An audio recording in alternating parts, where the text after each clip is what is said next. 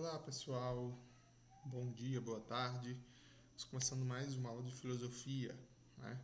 Na aula de hoje nós vamos avançar na filosofia cristã, no pensamento cristão medieval, e aí vamos falar do primeiro filósofo, né? Do primeiro grande filósofo medieval e também do primeiro grande movimento da filosofia cristã, que é a patrística e Santo Agostinho, certo?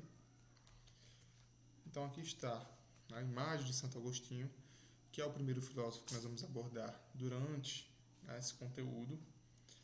E aí o Santo Agostinho dá para ver, né, pelo nome e também pela imagem, a figura que está aí, essa auréola, essa aura, ele é considerado um santo da Igreja Católica, tá certo?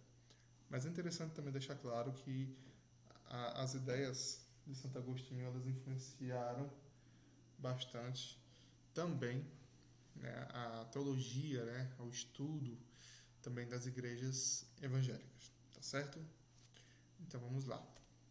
Então, a primeira fase da filosofia cristã medieval é chamada de patrística, certo? E o que foi a patrística, Vinícius? Bom, a patrística ela consistiu no movimento dos primeiros padres católicos, a composição de textos sobre a revelação da fé cristã. Então, a patrística foi um movimento dentro da Igreja Católica, um movimento teológico, filosófico, tá certo?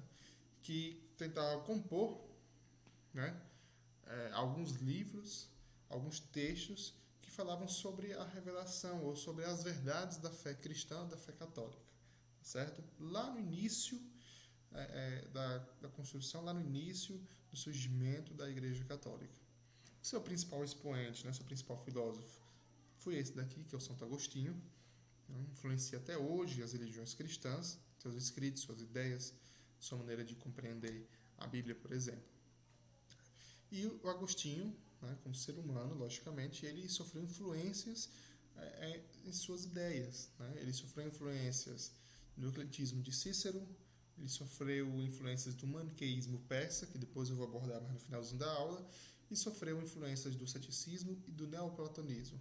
Então, apesar de suas ideias estarem ligadas à questão religiosa, o Agostinho ele sofreu influência de outras filosofias, de outras ideias, certo? E aí, logicamente, com uma filosofia cristã, o nome já diz, um pensamento voltado para a religião, as ideias de Agostinho elas são basicamente religiosas. Né? Então, nós vamos compreender o seu pensamento religioso para compreender a sua filosofia, que estão intimamente ligadas, certo? Então, qual era o pensamento religioso de Agostinho? Né? Primeiro, ele acreditava que a alma era superior ao corpo. Né? E aí nós já vemos uma semelhança com a questão do Platão. Né? O Platão dizia que o ser humano era composto de corpo e alma, melhor, três almas. Já o Agostinho dizia que era corpo e alma e que a alma ela era superior, ela era mais importante, ela deveria se sobrepor ao corpo, tá certo? E nesse caso aqui, alma mais ligada às questões divinas ou religiosas e o corpo ligado às questões de pecado, de erro, certas questões carnais, digamos assim.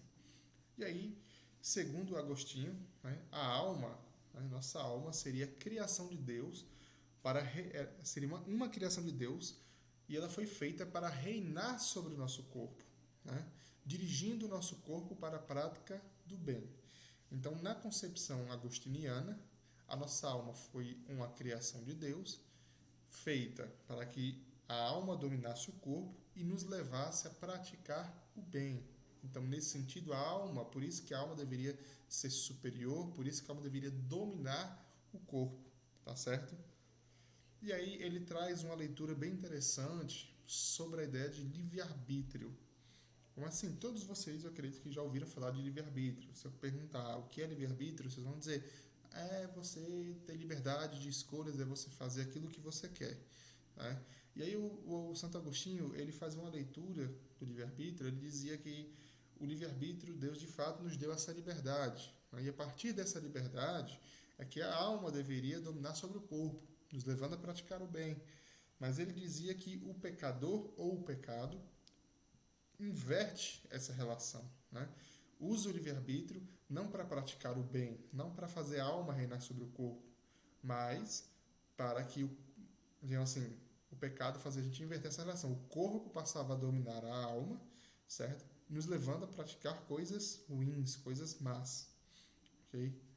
E aí, aproveitando essa deixa, né, no sentido de livre-arbítrio, a gente vai trazer a ideia, né, de Agostinho sobre o que é liberdade. Para ele, liberdade seria a harmonia das ações humanas com a vontade de Deus. Então, eu sou livre de verdade quando minhas ações estão em harmonia. O que é harmonia nesse sentido? Estão andando em consonância, estão andando juntos ali, pertinho, né, junto e misturado com a vontade de Deus.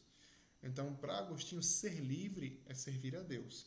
Então, por isso, o livre-arbítrio deveria ser utilizado para praticar o bem a partir do domínio da nossa alma sobre o nosso corpo.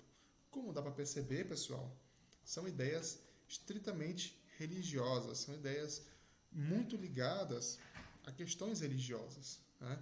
Porque o Agostinho ele era um padre, né? Ele foi uma pessoa de dentro da igreja, ele era uma pessoa estudada em teologia, enfim. Então, os seus escritos, a sua maneira de compreender as coisas, a sua maneira de pensar, né, de ver, né, a filosofia, estava, estava ligada à, à ideia de Deus, estava ligada à questão da religião, né? Enfim, a religião daquela época, a religião que ele pertencia, que era a Igreja Católica, tá certo? Então, como dá para perceber aqui, o pensamento dele é um pensamento muito voltado à religião, tá? A questão do corpo e alma, a liberdade deve ser utilizada para servir a Deus, a nossa alma deve dominar o nosso corpo, e aí nos leva à prática do bem. Quando nós pecamos, essa relação é invertida, o nosso corpo passa a dominar e nos faz fazer coisas ruins, e aí vai. São pensamentos ligados, né, à religião, certo? E muitos desses pensamentos também estão lá dentro da Bíblia Sagrada, tá bom? E o que mais nós temos aqui sobre Agostinho, né? E aí, fechando um pouquinho aqui a falar sobre Agostinho, nós vamos falar, né, que ele compreendia, né, a salvação como a predestinação. Então, você era predestinado a ser salvo ou não, tá certo? Então, a teologia, né, a ideia de Santo Agostinho, ela influencia muito hoje, inclusive muitos evangélicos, muitos teólogos evangélicos, certo? E é o que seria isso, predestinação à salvação? A ideia de que nós já nascemos com o destino certo, com o passaporte carimbado, né? A salvação ou a perdição, tá certo? E aí nós vamos falar um pouquinho de um outro teólogo da época, né, Pelágio, e que foi importante naquele período, mas que as ideias de Pelágio elas foram ficando para trás, elas foram esquecidas, digamos assim, na história, ok? E porque as ideias de Agostinho foram adotadas pela Igreja como parte de sua teologia oficial. E o que é a teologia, né? Que eu tanto tenho falado, né? A teologia é o estudo de Deus, é o estudo das coisas divinas, é o estudo mais aprofundado da religião, da Bíblia, enfim, certo? E aí, nesse sentido, o Pelágio foi um teólogo muito importante naquele período. As ideias de Pelágio, por muitas vezes, eram contrárias às de Agostinho, mas as ideias de Agostinho ficaram, digamos assim, se tornaram mais importantes pela leitura da Igreja, e as de Pelágio foram colocadas ali de escanteio, certo? Então, quais eram as ideias de Pelágio? O Pelágio, ele acreditava, por exemplo, que a principal divergência dele com Agostinho, que para que você fosse salvo, não era necessário você estar predestinado, não era necessário você ter sido escolhido para ser salvo. Para você ser salvo, bastava você ter boa vontade, né, agir bem, ter bons pensamentos e boas obras, né, você praticar coisas boas. Segundo Pelágio, isso eram as questões-chave para a salvação. E é interessante que, apesar da igreja adotar, né, a ideia de Santo Agostinho, hoje, né, para os católicos, a salvação depende, né, não só da sua fé, mas também da prática das boas obras. Então acaba hoje que misturando um pouquinho da leitura de Pelágio e de Santo Agostinho, certo? E nesse período, né, como as ideias de Pelágio contradiziam as ideias de Agostinho e as ideias de Santo Agostinho foram adotadas pela Igreja, o pelagianismo, né, que foi o termo utilizado para aqueles que seguiam as ideias de Pelágio, foi condenado em 417, né? Ainda ali no começo, né, da Igreja Católica, a Igreja estava se estruturando, foi condenado como heresia. O que é heresia? Heresia é uma ideia, uma ideia, uma teoria, algo que vai contra, né, as verdades da fé, no caso da fé católica, tá, da fé cristã. E aí o Pelágio, que era um padre, foi uma pessoa ali dentro da igreja, trouxe essa teoria, mas ela foi contraposta, né, pela de Agostinho, e aí ele foi esquecido, e não só foi esquecido, como o pelagianismo é considerado até hoje como uma heresia, tá certo? Como algo proibido, uma leitura, uma prática errada, diferente das verdades da fé, certo? Voltando mais uma vez, né, para as ideias de Agostinho, nós vamos falar um pouquinho de como ele foi influenciado também por outros pensadores, né? E aí nós vamos entrar num conceito-chave para compreender a teologia e a filosofia de Agostinho, né? Que conceito é esse, Vinícius? O conceito de vontade, tá certo? Então nós vamos ter aqui, né, nessa lâmina, digamos assim, o conceito, a ideia do que seria vontade para a filosofia clássica, sendo contraposta pela ideia de vontade do Santo Agostinho, tá certo? Então, para a filosofia clássica, quem é a filosofia clássica? Platão, Aristóteles, tá certo? A vontade, né, a ideia de vontade, a noção de vontade, era entendida como uma função do corpo humano, do ser humano, que era ligada ao seu intelecto. Então, a vontade de algo, né, eu tenho vontade disso, seria, segundo Platão e Aristóteles, uma função do nosso cérebro, uma função da nossa razão, certo?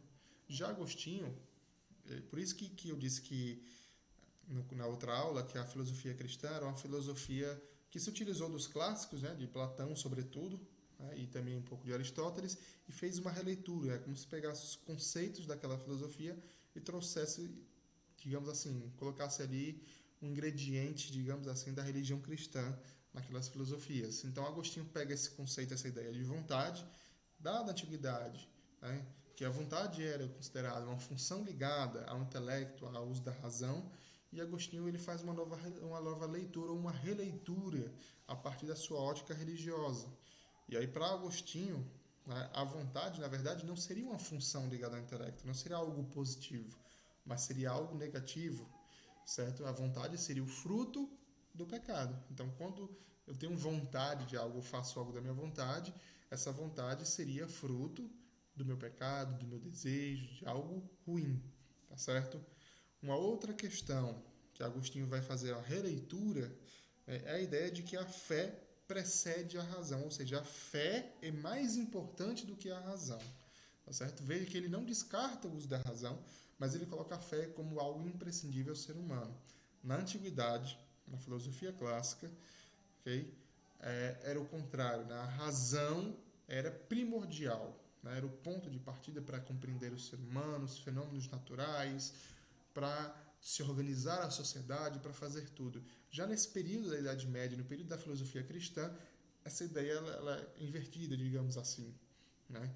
E aí a fé é que passa a ser o ponto de partida para compreender o mundo, para compreender as relações sociais, para compreender a sociedade, para compreender a natureza, para compreender o próprio ser humano. Então, nesse período não se utiliza mais a razão para compreender esses fenômenos, mas sim a fé, certo? A fé seria o ponto de partida para a compreensão do mundo, eu ia falar seus efeitos, mas efeitos, do mundo e seus fenômenos, tá certo, pessoal? Inclusive o ser humano. O ser humano, natureza, para compreender Deus não seria utilizada a razão, mas a fé, para compreender o ser humano, natureza, a sociedade, enfim, tudo isso, a fé seria um instrumento ideal para ser utilizado na compreensão desses fenômenos, tá certo? Segundo Santo Agostinho. E aí nós temos, né, para nós irmos encerrando, então a patrística é mais tranquilo de se compreender, né, é mais light, digamos assim, a escolástica, que ficará para próximas aulas, ela é um pouquinho mais densa, um pouquinho mais complexa de compreensão, mas a patrística é tranquila, né? E aí um resumo, né, da filosofia agostiniana, né? Lembrando que ele faz uma releitura dos clássicos, trazendo muito para a sua crença, para a sua fé, certo? E aí Agostinho, em sua filosofia, né, seus escritos, ele foi muito influenciado por algumas ideias da antiguidade. A primeira delas é o que nós chamamos de maniqueísmo persa, certo? Então o maniqueísmo está presente em uma religião chamada Zoroatrismo, que é uma religião muito antiga, é anterior ao cristianismo, tá certo? E que tem muitos aspectos em comum com o cristianismo. Uma delas é o maniqueísmo. O que seria isso? Seria a ideia de que o mundo, de que tudo que existe, ou de que nós travamos a luta de bem contra o mal, de luz contra trevas, ou de alma contra o corpo, colocado aqui por Santo Agostinho. Então, por exemplo, a ideia de que Deus é bom, de que o diabo é ruim, que há uma luta entre essas duas forças, a luz e as trevas, Deus e o diabo, é uma ideia considerada ou chamada de maniqueísta, é uma ideia criada na Pérsia Antiga, tá certo? E essa ideia, ela está presente no zoroastrismo. O zoroastrismo traz a luta de dois deuses, o Deus bom e o Deus mau, certo? Assim como a leitura que se faz hoje do cristianismo também é muito assim, Jesus, considerado o Deus, é lido como Deus bom, e o diabo, como se fosse o mal, o bem contra o mal. Sempre esse, digamos assim, esse encontro dessas duas forças, o bem contra o mal, o bem contra o mal. Então, Agostinho utiliza-se muito desse conceito, dessa ideia de maniqueísmo, e aí ele traz na sua filosofia a questão da alma versus o corpo. A alma é boa, o corpo é ruim. A alma enfrenta o corpo. A alma tem que se sobrepor, ela tem que vencer o corpo, porque a alma é boa e o corpo é ruim, certo?